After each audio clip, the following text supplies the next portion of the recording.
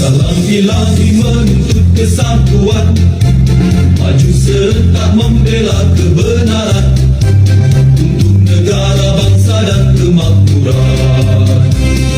Allah tegakkan, Allah tegakkan.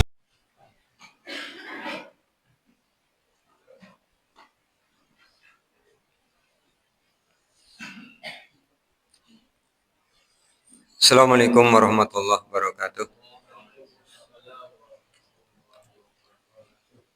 Innal hamdalillah nahmaduhu wa nasta'inuhu wa nastaghfiruh wa na'udzu billahi min shururi anfusina wa min sayyiati a'malina may yahdihillahu fala mudilla lahu wa may yudlil fala hadiyalah.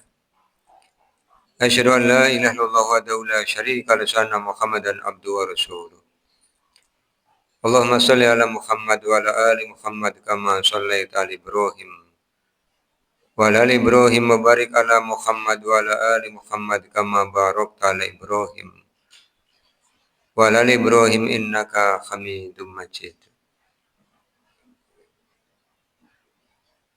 Faqala Allah Ta'ala a'udzu billahi minasyaitonir rajim. Bismillahirrahmanirrahim. Innal ladzina qalu rabbunallahu summa istaqamu tatanazzalu alaihimul malaikatu alla takhafu wa la tahzanu wa absiru bil jannati allati kuntum tu'adun. Bapak dan Ibu jamaah yang mudah-mudahan dirahmati oleh Allah. Syukur alhamdulillah pada senantiasa kita panjatkan kehadirat Allah Subhanahu wa taala atas limpahan nikmat yang telah Allah berikan pada kita. Alhamdulillah kita sudah sampai pada malam ke 28 ya.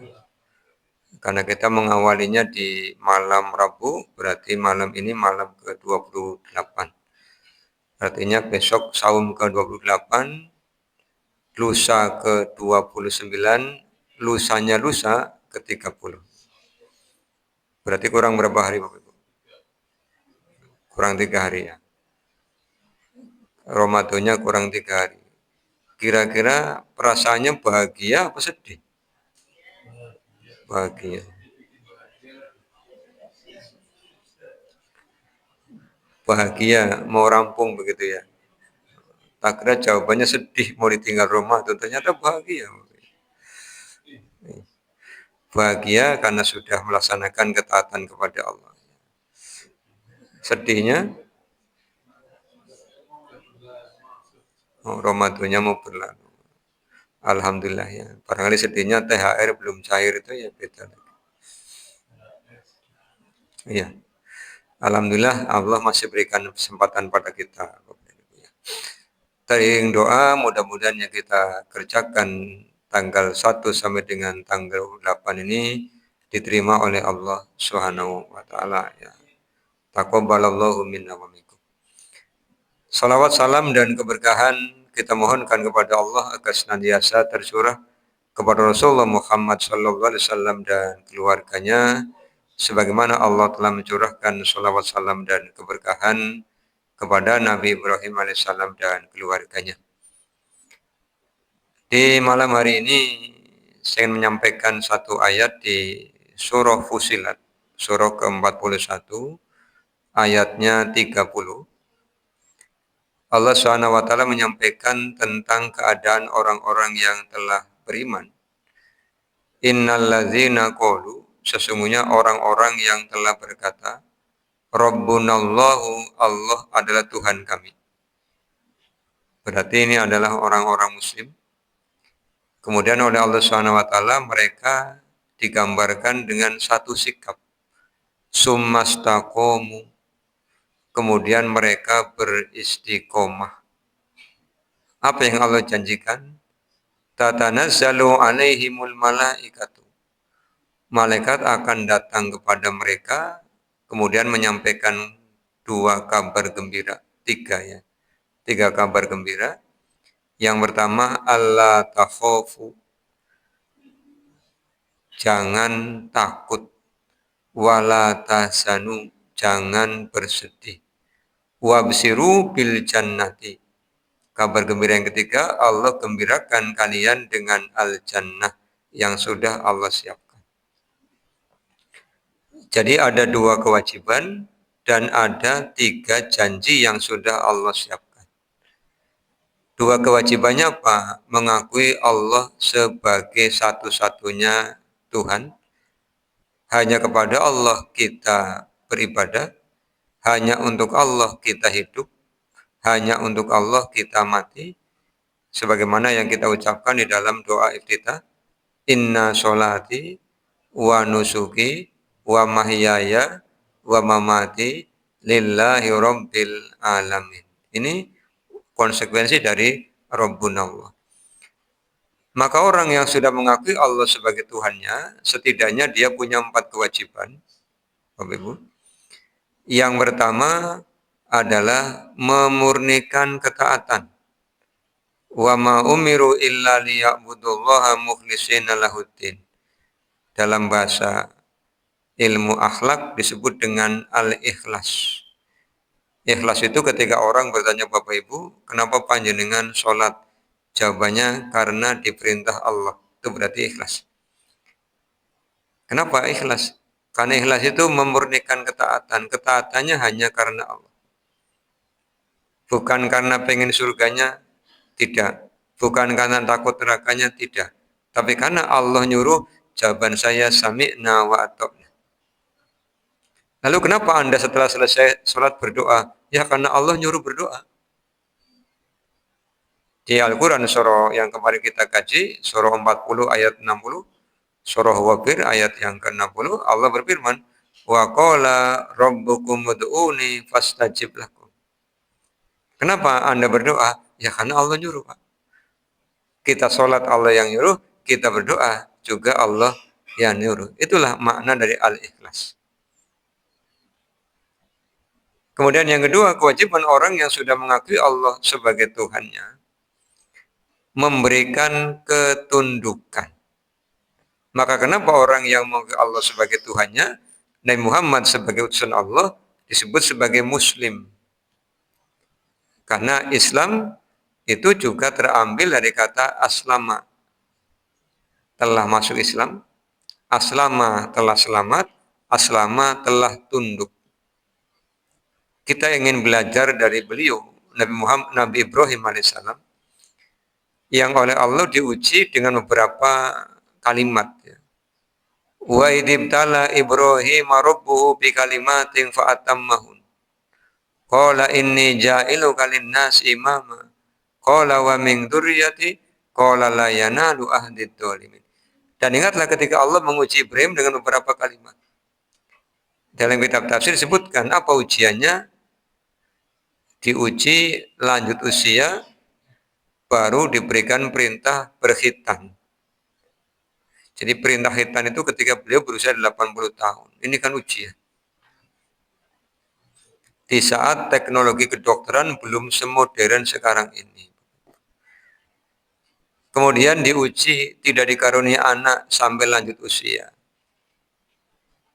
Begitu dikaruniai anak, muncul perintah agar anaknya dibawa ke lembah yang tidak ada tanaman-tanamannya.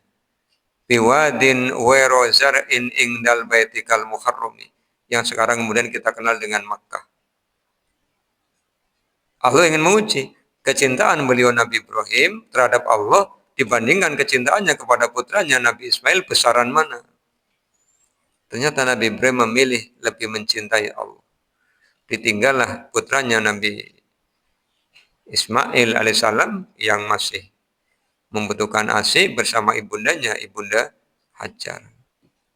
Kemudian kita mengenal dalam sejarah peristiwa sebelum korban. Sa'i.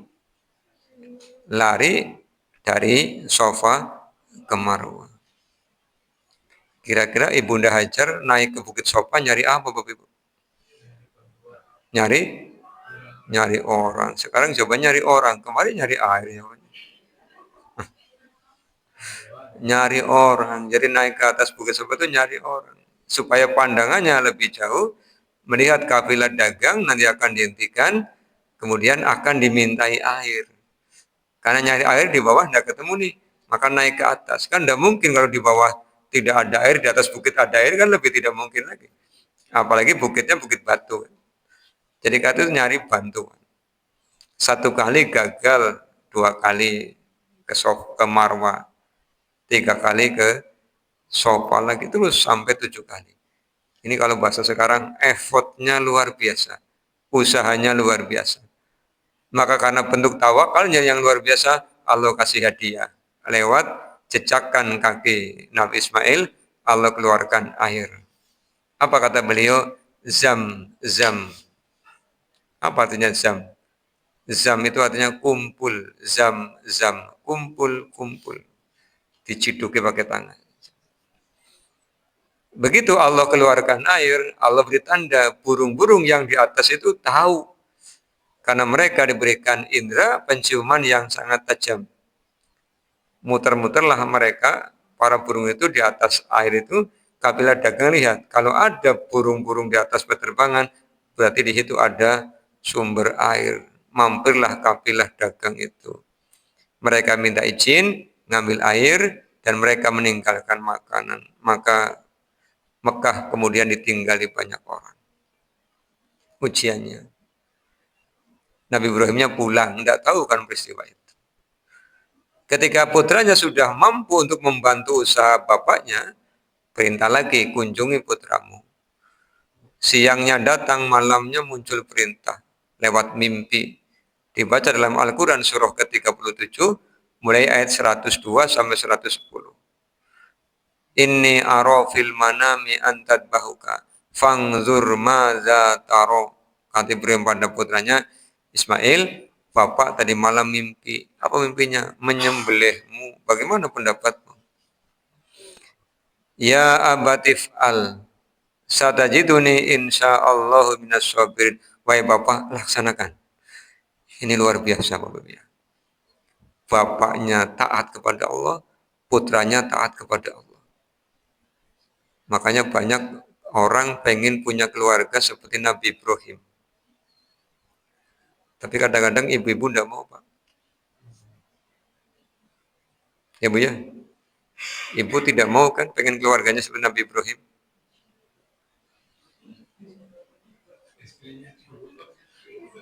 Kayak gue. Soalnya istrinya dua Pak, jadi tidak mau kan. Iya, gitu ya. Jadi itulah Allah menunjukkan kepada kita lewat Al-Quran bagaimana Nabi Ibrahim kemudian oleh Allah diangkat sebagai Khalilullah, kekasihnya Allah. Karena apa? Ketundukannya. Ini kewajiban yang kedua.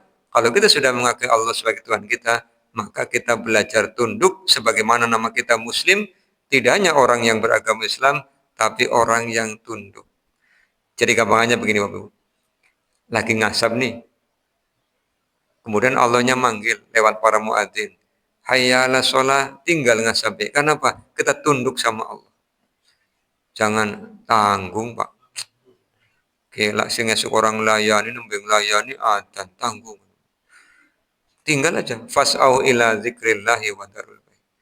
Apa maning sing lagi mung jakong, ngantuk, ngelamun, cekelan HP, diadani orang marak-marak kowe ya kebangetan. Nah, tinggalkan saja. Karena apa? Kita orang muslim, orang yang tunduk kepada Allah. Kemudian yang ketiga, kewajiban kita setelah kita mengakui Allah sebagai Tuhan kita adalah kita rela dengan aturan Allah. Allah itu kan telah menurunkan Al-Quran. Ini Al-Quran ini sebagai aturan. Allah mengatur kehidupan kita agar kita selamat dunia. Saya mau contoh yang gampang aja. Ada satu ibadah yang tiap hari kita kerjakan mungkin tanpa kita sadari. Apa itu Bapak Ibu? Makan. Makan itu ibadah. Bisa yang makan ibadah, Pak. Ada perintahnya. Al-Baqarah 168, An-Nahl 114. Yang Allah suruh makan siapa? Manusia. Ya ayuhan nasu, kulu mimma fil ardi halalan thayyibah. Wala tattabi'u khutuwatis syaiton. Innahu lakum aduwwum mubin. Wahai manusia, makanlah oleh kalian apa yang halal dan baik. Yang ada di bumi, yang halal dan baik silakan dimakan. Artinya kalau halal tapi tidak baik jangan dimakan. Kalau baik pasti halal silakan dimakan. Maka meskipun idnya masih beberapa hari ke depan, saya ingin pesan pada Bapak Ibu. Di tanggal 1 Syawal nanti kendalikan diri. Biasanya ngadirakan nembe maam awan, pengennya kabeh di makan. Pengennya sing atis, sing panas, sing pedes, sing biar-biar. Biar-biar kayak lampu pan sirup, ora sirup-sirup itu biar-biar. Esok sarapan lontong, opor ayam. Gua awan pengen bakso rada pedes sedikit. Ngo jam loro rujak pedes. Lah ngo bengi mie ayam. Bar mie ayam nasi goreng pedes kabeh. Jam 10 ngoleti apa? Ngoleti obat diabet. Ngoleti super tetra, penyakitnya pada. Diare. Ini karena Pak lupa. Lupa apa? Lupa halalan thayyiban. Tenang, 1 Syawal itu baru permulaan. Masih 11 bulan yang akan datang, boleh makan siang hari. Jadi jangan dikira itu hari terakhir makan, inginnya dimakan semua. Kendalikan diri. Ini orang yang rela diatur oleh Allah SWT. Besok 1 Syawal silaturahim. Begitu duduk, wedang keluar, pacetan keluar. Pacetannya, suguhannya favorit, kesukaan panjenengan. Emping. Makanya asam urat lagi dhuwur. Pimen kia. Jadi Tuhan Rome, monggo Pak, disambi. Asam urat lagi dhuwur Pak. Ya siji beta ya ora apa-apa. Ya wis lah, bismillah siji bae. Siji, akhirnya siji toples enteng. Makanya karena mangan emping lho demban karo toplese. Penak nemen. Ngesuk pan tahajud sikile lempeng kabeh urip seneng. Aduh-aduhan. Sing disalahna apa Bapak? Emping. Sing mangan sapa yang salahna sapa. Ini namanya orang yang tidak rela dengan aturan Allah SWT. Apapun yang berlebihan itu tidak baik. Maka di Al-Quran surah Al-A'raf 31 Allah menyampaikan, ya bani adama khuzu zinatakum inda kulli masjidin wa kulu washrabu wa la tusrifu innahu la yuhibbul musrifin. Makanlah, minumlah, jangan berlebihan. Kadang-kadang ngadirakan seneng, ngadirakan anak, ngadirakan pengen, ayo baik. Iya, barang wis mriyang nembe sini salana panganan. Lagi mangan tau di salana enak. Barang mriyang cari kambing hitam. Angger mriyang nuli geling-gelingem mangan apa ya. Luru tersangka berarti. Jangan lakukan itu ya. Wong kita sakit ya karena kita sendiri. Kan kata Allah, wa may ya'mal misqala dzarratin syarran yarah. Kan begitu ya. Yang terakhir, orang yang mengakui Allah sebagai Tuhannya adalah orang yang rela dengan qadar baik dan qadar buruk. Keluar jalan apa ya, Pak? Jalan Jeruk ya. Jalan Jeruk ke arah timur begitu jam 4:30 keluar langsung tersenyum. Kenapa tersenyum? Masya Allah, kendaraan unyel-unyelan ya, Pak. Ini belajar rela hati. Dosa dongkol. Sesak teman sidanan wong kan pada ngendi bae, tiap-tiap orang keluar pasti ada kepentingan. Jangan merasa kitalah yang punya kepentingan, orang lain juga punya kepentingan. Orang apa? Kayu ngegabung ngabuburit, ya kepentingannya ngabuburit. Orang apa? Kayak wong jalan-jalan, ya kepentingannya jalan-jalan. Maka Rela dengan qadar baik, rela dengan qadar buruk harus senantiasa kita praktekkan. Karena kita sudah biasa mengatakan kepada Allah, raditu billahi robba, wa bil islami dina, wa bi muhammadin nabiyya wa rasul. Besok Syawal kondangan. Ada hidangan daging sapi, gede nemen, diciduk, nyukutnya sing gede. Jebule laos, waduh, oleh laos.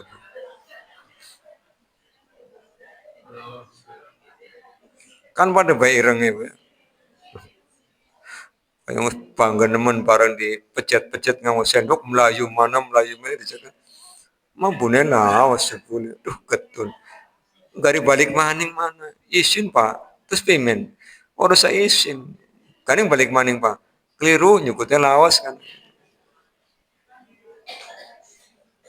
Ya kadang-kadang ambisi begitu ya. Milih sing gede jebule lawas. Duh, duh. Ngambil lagi gede maning jebule koyor alot cokot kiwet tengan orang melayu-melayu. Itulah kita belajar untuk ridho dengan takdir Allah Subhanahu wa taala. Apa sebabnya, Bapak? Tidak semua yang kita inginkan, tidak semua yang kita cita-citakan sama dengan yang Allah takdirkan. Kita pengen A, Allah kasih B.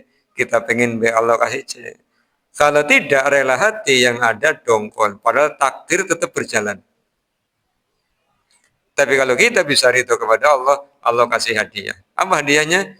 Jannatu adning tajri min tahtiyal anharu khalidina fiha abada radhiyallahu anhum wa radu'an zalika liman khasyiya rabbah.